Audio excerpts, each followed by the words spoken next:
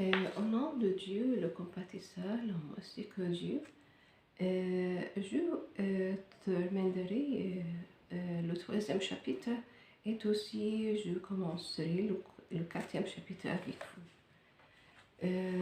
L'auteur, le docteur Mohamed Atiel Ebachi continue. Les principes fondamentaux sur apportent au professeur et à l'élève sont les suivants. Numéro 1, la perfection morale est supérieure. À la connaissance, les musulmans considèrent que la perfection morale passe avant le savoir et ils pensent qu'il est le plus de succès du professeur et de l'élève. Comme les ablutions précèdent la prière, de même, le professeur et l'élève doivent commencer par se purifier des vices et des imperfections, car l'étude est l'une des formes de la prière. Cela est la sagesse et la raison même, car toute éducation qui ne se fonde pas sur le perfectionnement moral va vers un échec certain. De même que toute civilisation qui ne se fonde pas sur le bien et la vertu est comme le mirage. Et comme le mirage trompose effectif. Numéro 2, la vénération de la science et des savants. L'un des principes les plus admirables de l'islam était la vénération du savoir, de la connaissance des savants et des instituteurs. Le savoir et les professeurs étaient sacrés pour l'islam et les musulmans, et c'est pour cette raison que le professeur et l'élève se dévoueront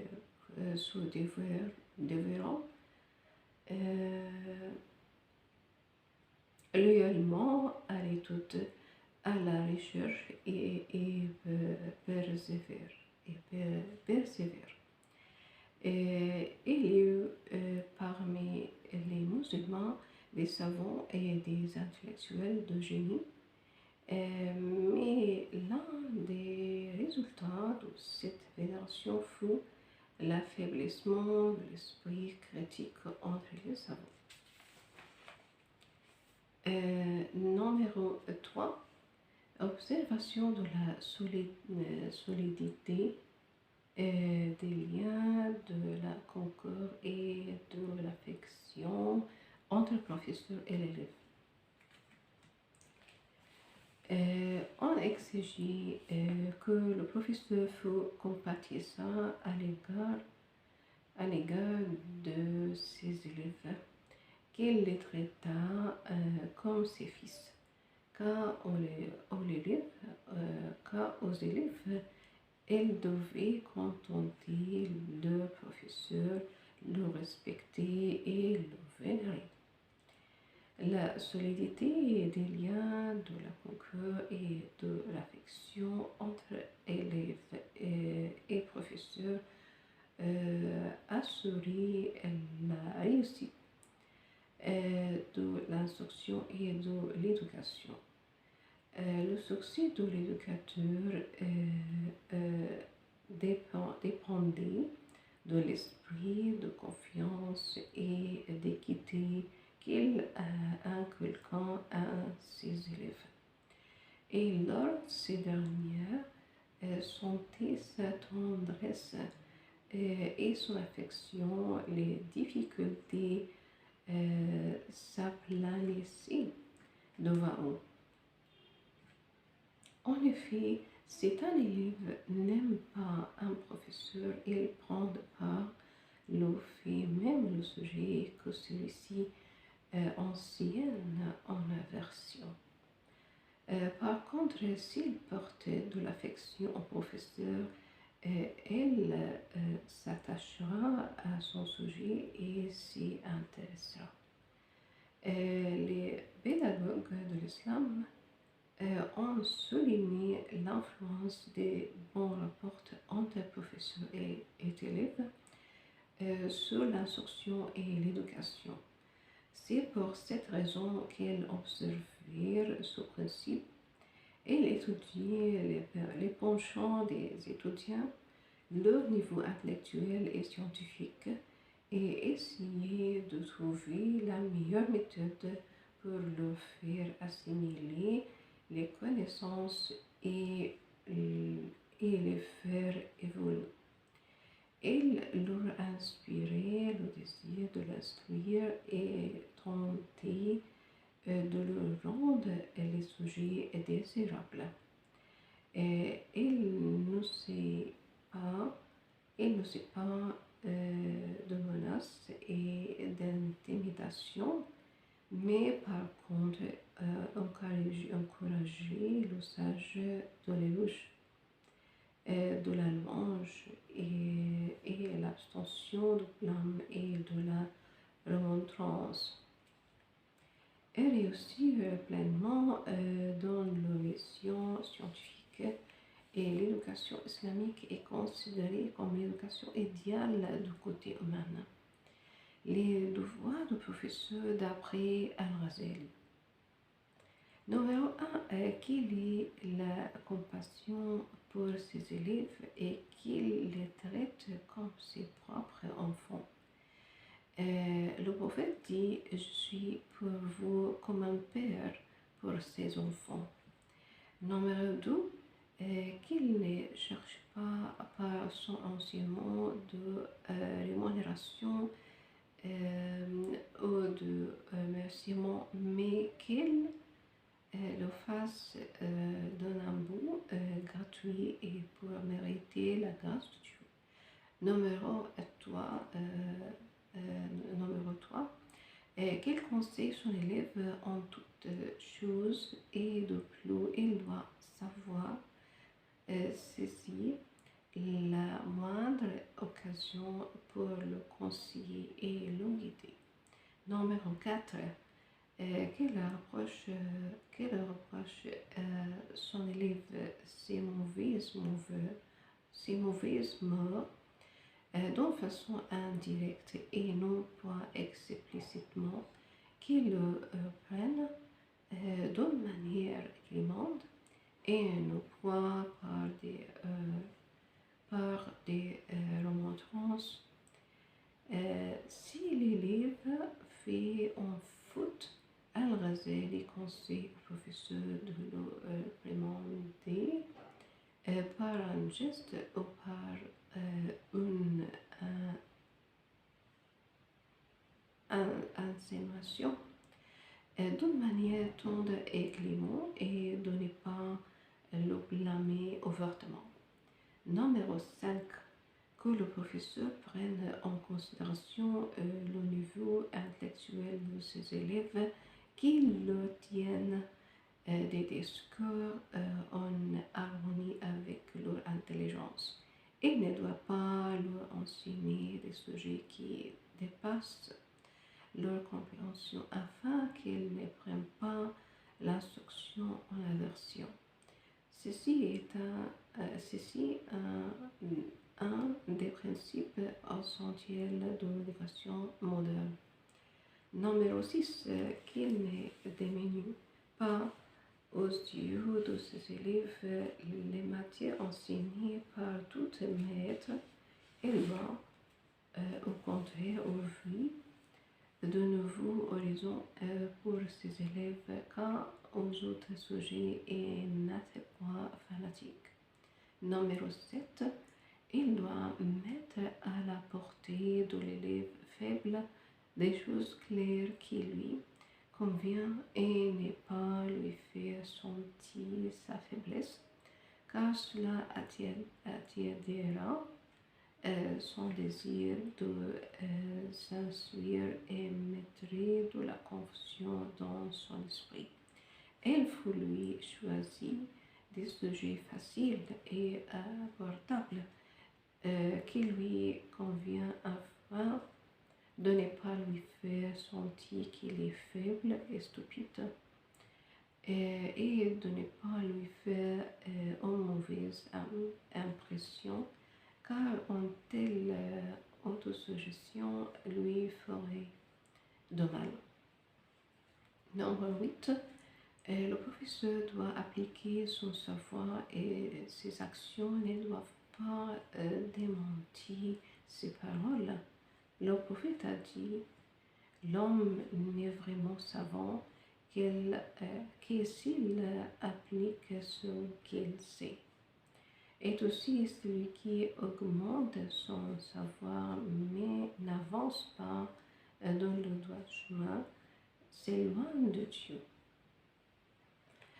Le 4e chapitre intitulé L'islam et l'éducation de la femme. L'auteur continue. Dans l'islam, l'instruction est un devoir pour l'homme et pour la femme. La religion islamique ne fait pas de discrimination entre l'homme et la femme en ce qui concerne leur devoir religieux, leur vie spirituelle et ne marque aucune distinction en ce qui concerne le droit à l'instruction et à la culture. Le prophète dit la recherche de l'instruction est un devoir pour tout musulman et toute musulmane. Dans l'islam, tout musulman et toute musulmane ont pour devoir de s'inscrire. À l'époque pré-islamique, les femmes avaient droit à l'instruction. Il y avait parmi elles des femmes de lettres et des poétesses. À l'avènement de l'islam, la vie intellectuelle ou un regain d'activité chez les Arabes. Les femmes acquièrent des droits sociaux dont elles ne jouissaient pas auparavant.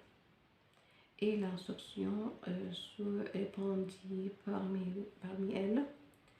Les écrivains et les historiens citent les noms des musulmans instruites qui savaient lire et écrire au 1er siècle de l'islam. Al-Balagri confirme que Hafsa épouse le prophète lycée et écrivait, ainsi que Aïcha, fille de Saad, et que Aïcha, fille d'Abu Bakr, lisait le Coran et avait acquis une profonde connaissance. Le prophète avait dit d'elle, complétez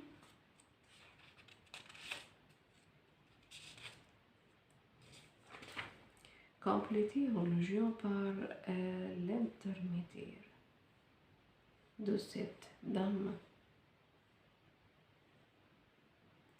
Et Urwa ibn Zubayr dit à ce propos, je ne connais personne qui soit aussi versé qu'elle donne la doctrine, la médecine et la poésie. Elle a apporté plus de 1000 traditions au prophète. Parmi les femmes musulmanes qui se sont destinées en camp, Al-Khansa, poétesse arabe connue par son talent poétique, son patriotisme sincère, sa fidélité et son esprit de sacrifice et sakina, fille d'Al-Hussein, poétesse, femme de lettres, musicien et critique émérité, les poètes affluaient de toutes parts vers sa demeure et se livraient à des joutes oratoires envers en sa présence. Aïcha, fille de Talha, suivit les traces de Sakina. Elle se distingua dans la critique de la poésie et dans le chant. Les écrivains, les poètes, se réunissaient chez elle pour réciter et discuter leurs œuvres en sa présence. Les livres arabes sont de noms de musulmans qui se sont distingués dans les sciences religieuses, littéraires et médicales. La femme musulmane s'est signalée par la conscience qu'il a portée à son œuvre et par la précision et l'honnêteté dans ce qu'elle a porté. Ce qui a porté les vers des poètes de l'époque pré-islamique et savants célèbres se référer à ces données. Le grand traditionnaliste Al-Hafiz Al-Dhahabi dit je n'ai pas connu de femme taxée de mensonges ou dont les propos entachés de négligence. Parmi les femmes célèbres dans le domaine de la traduction, c'est tout. Karima Al-Marwaziya et Sayyida Al-Wazara, qui furent d'entre les plus célèbres parmi ceux qui apportèrent les traditions compilées par Al-Bukhari. Tradition, le prophète affirme que le nombre de femmes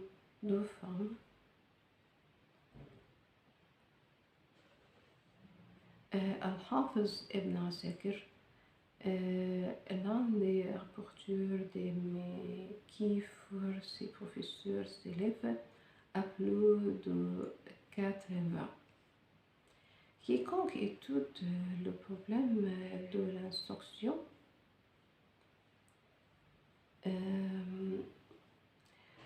c'est ça pour cet épisode dans 7 ans. Au revoir, merci.